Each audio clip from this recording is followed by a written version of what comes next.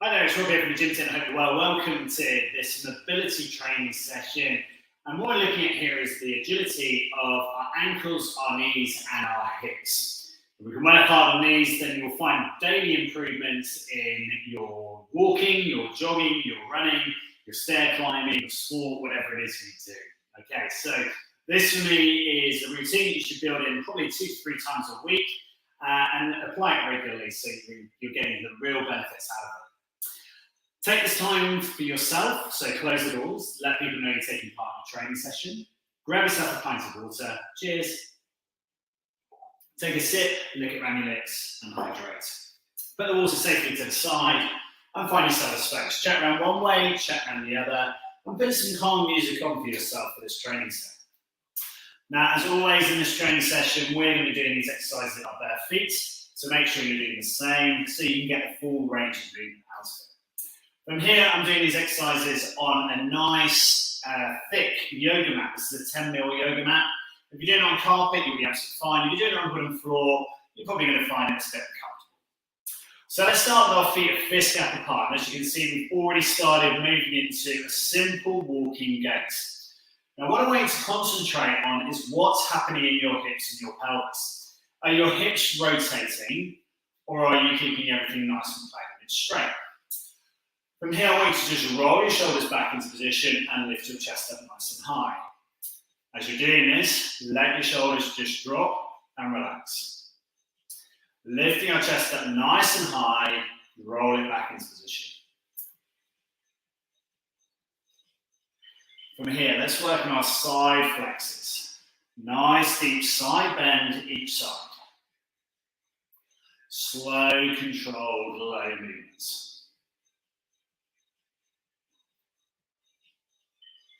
8 here, nice and slow. Now, the slower you can go, the nice control you're working through, the better. Keep it nice and relaxed.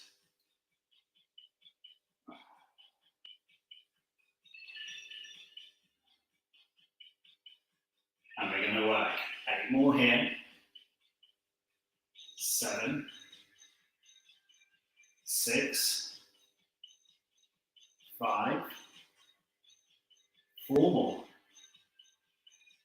3 here, 2, and 1. Now, we're going to do the same action, but we're going to retract our shoulder blades. And what I want to do is I want you to feel your shoulder blades being pinched together behind you. You've lifted up through your chest, retracted through your shoulder. You're going to drop to one side, and then slowly come back up and drop to the other. As you're working through this, you're trying to find your big toe to your little toe firmly down to the floor. And as you're rocking, keep it plain, keep it simple, keep it easy.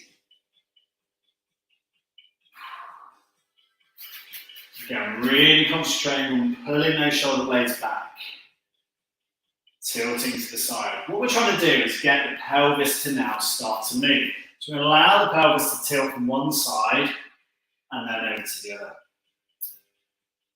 Now we try and feel that rock in the small of the back. The sacroiliac joints might be a little bit stiff.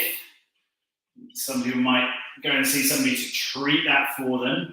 And this is a nice exercise. If you're in a nice straight line with your shoulders retracted back in position, you can help to ease the spinal facets so they're able to move and glide a lot better. Now, let's go over to the right side. Drive your hips forward, and you're going to reach down with your right hand to the back of your right knee. And as you're doing this, you're kind of stroking down to the back of that right knee each time. You need to drive the left hip forwards, bring the shoulder blades back into position.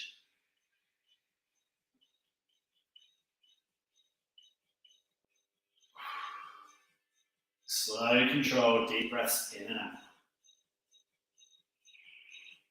Slowly coming back up. Tilt to the other side.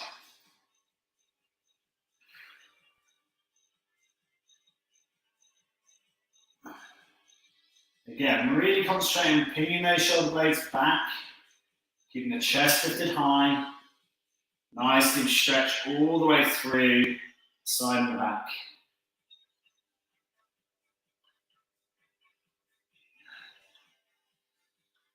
Slowly putting yourself back up. We're going to stretch high, reaching up high to the ceiling.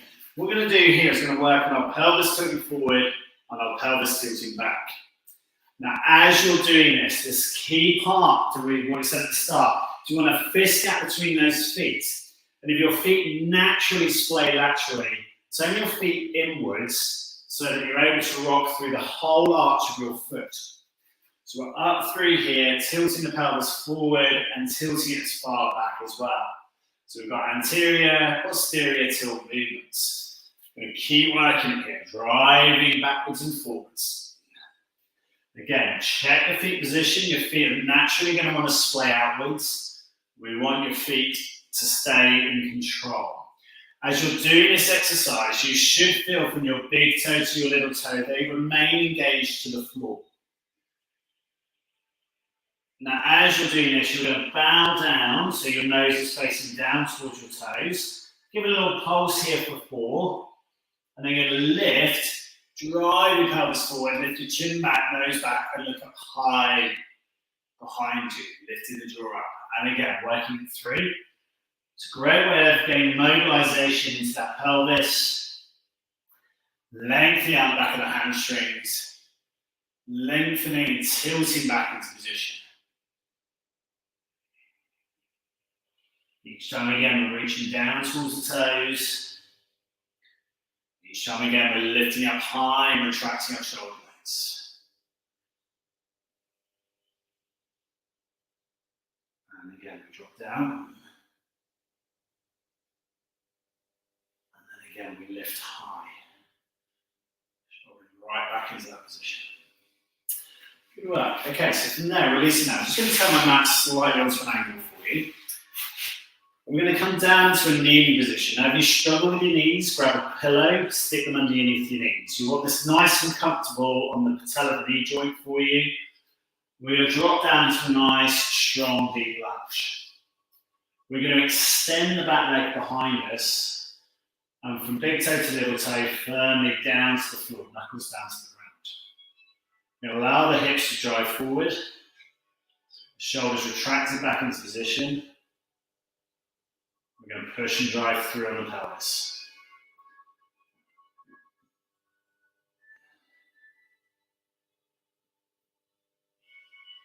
Shoulders neatly back into position.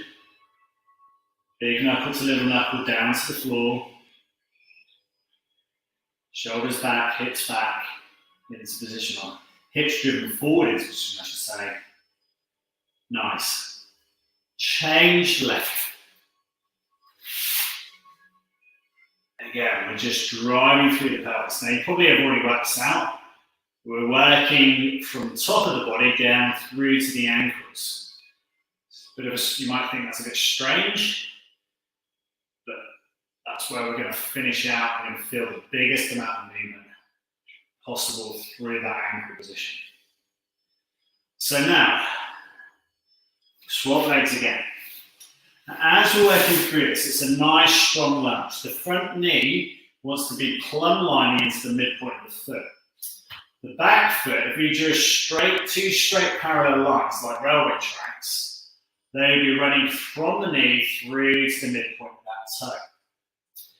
If we drive the pelvis forward and bring our shoulders back, we can feel a lovely big deep extension through the front of the thighs. We're going to change again. And if it's difficult to swap legs, take your time, be kind to yourself. Remember, Rome wasn't built in a day. We're going to build this fitness up. Shoulders back into position. Push, drive through.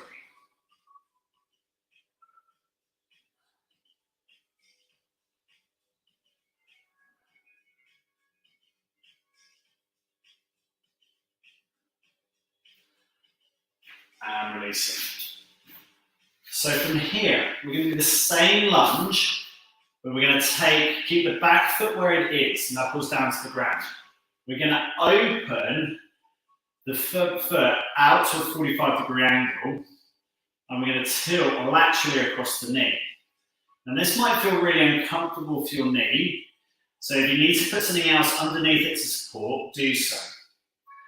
Now, as we're rolling through here, we're going to drive our pelvis forward towards that bent knee. We're changing the angulation here. We're trying to get a little bit more through our adductors on the knee that's flexed down to the floor. And we're trying to increase this stride diagonally. And then we're going to turn our chest over towards that bent knee. Just going to see if we can open that up just a little bit further. If you're particularly tight in your adductors, you're really going to feel this. If you're really tight in your glutes, you're going to feel this as well. And if you struggle with your knees, again, make sure you're giving as much padding and support. Change leg again. So go into your standing kneeling lunge. Take the knee out to a 45-degree angle. And where the knee is tracking, then the knee tracks the toe. So where the knee is tracking over the toe, that's your movement. Now we're going to turn that torso again over towards the bent knee. Let the pelvis drive forward. If you haven't already picked up, we're getting a lot of movement here through the ankle. And if your knee can't quite get to a plumb line position at the midpoint of your foot, allow yourself to get a bit more drive into it. Bring your hands behind your hips, give it a little bit more push into it. Feel your big toe to your little toe down to the floor. Knuckles square down to the ground as you're pushing through. 3 more here. 2 more here. 1 more. And release. From there, we're going to tuck our knees out wide. And we're going to turn our feet out as well. Now, depending on your flexibility, will depend on how far you'll be able to get through this. And if you cramp up in your feet or your knees, just allow yourself to be kind and come out of it and shake your legs out. So we've just turned to the medial aspect of our knees, to the inside portion of the knee, and we've turned our feet back out. Now this is called a frog position. We're going to be resting on our forearms, and we're just going to be tilting backwards and forwards, trying to get the lengthening through the lower back, trying to release off any stress and pressure in there. If you've got friends that struggle with a bad back, or tight hip flexors, tight adductors, do a lot of sitting, a lot of driving, send them over this video because this is an absolute game changer. And you want to be rocking back a little bit further each time. You might be flexible enough to be able to get your bottom back onto your heels. And if so, you're going to walk your elbows a little bit closer towards your knees and work through this movement. We're going to keep working the reps up here because as you're feeling, the elasticity of those muscles is starting to improve. And so this is rapid repetition work. When I say rapid, you don't need to go any faster than maybe a couple of seconds forward and back. Again, the more you can try and relax the body in these training sessions, the better. The more we can hit our parasympathetic nervous system, the more we can rest and digest and let the body recover.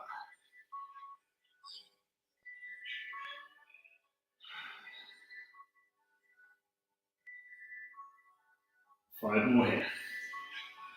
4 more here. 3 more. 2 more. And release. From there, walking the knees in, and you're just going to sit on the back of your heels if you can. If you struggle with this again, pad your knees, pad underneath your bottom, lift your chest up, and you're going to feel a nice big extension through the front of your shins.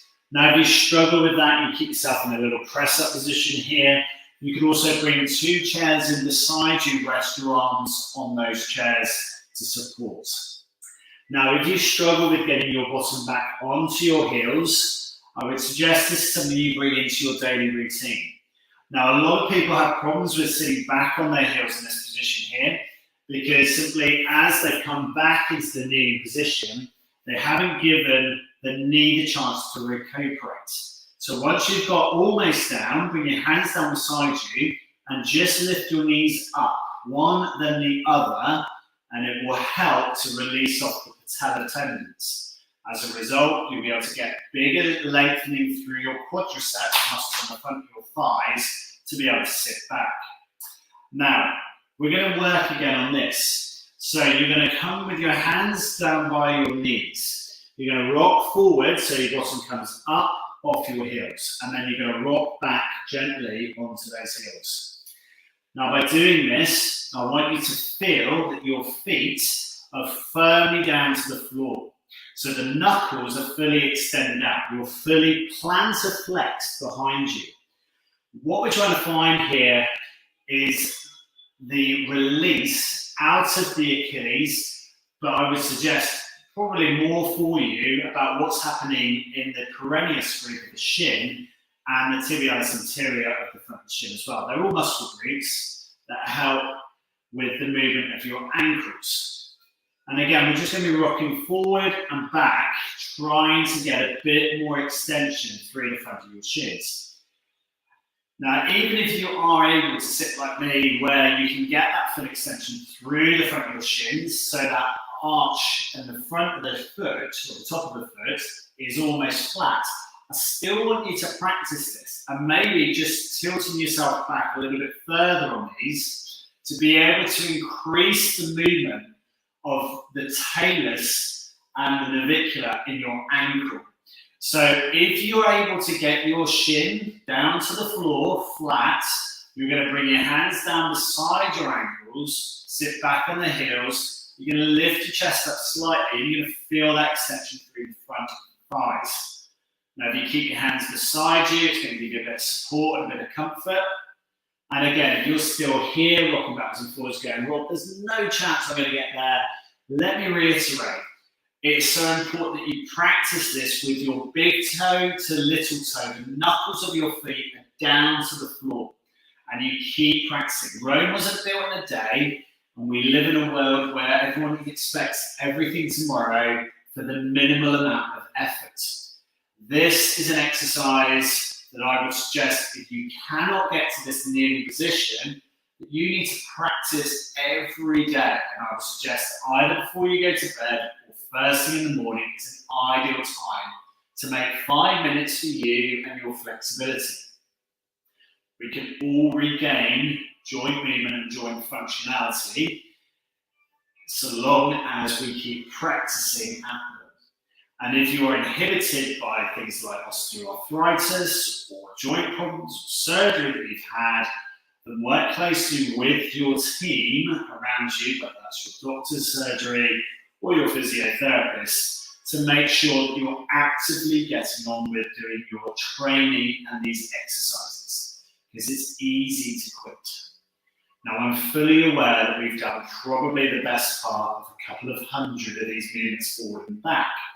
But the idea behind this is to get that extension through the ankle. We're now going to come off that position and we're just going to walk forward and lay ourselves down onto the floor. We're going to allow the legs to fully extend behind us, our toes pointed out behind. We're going to wiggle our pelvis so that it's flat down to the floor. Then we're going to feel nice rocking through. Side to side, lateral to lateral.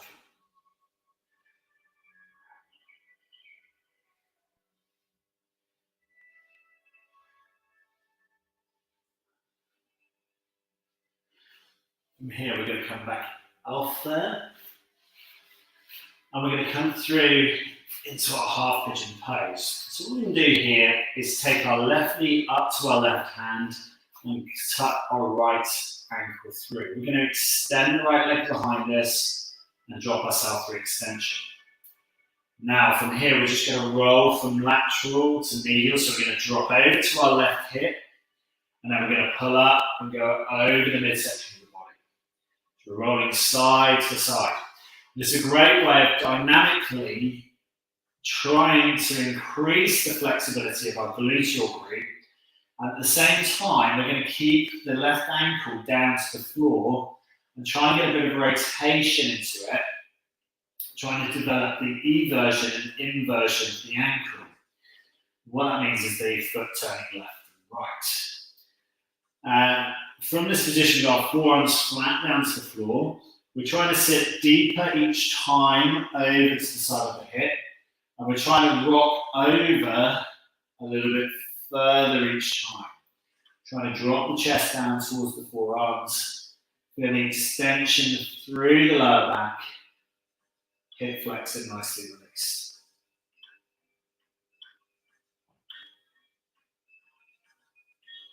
And from there, releasing. You're going to bring our hands flat to the floor again. Kick yourself back through into that press-up position. Set the right knee up, and the right knee is going to come up to that right hand. So final little exercise. The left leg that's straight behind, we're going to walk it out and away. And again, as we did before, we're going to make sure our knuckles to our little toe down to the floor. From here, we drop down to the forearms, and we rock laterally onto the outside of the glute, and we pull back immediately again. Now, again, the right foot is something that we're on our little toes, but I would suggest if you can, try and turn the knuckles of the foot down to the floor slightly as well. I'm sure you can see that. There we go. So from here, we'll roll back down to the forearms. Again, we're dropping the pelvis over laterally and back immediately.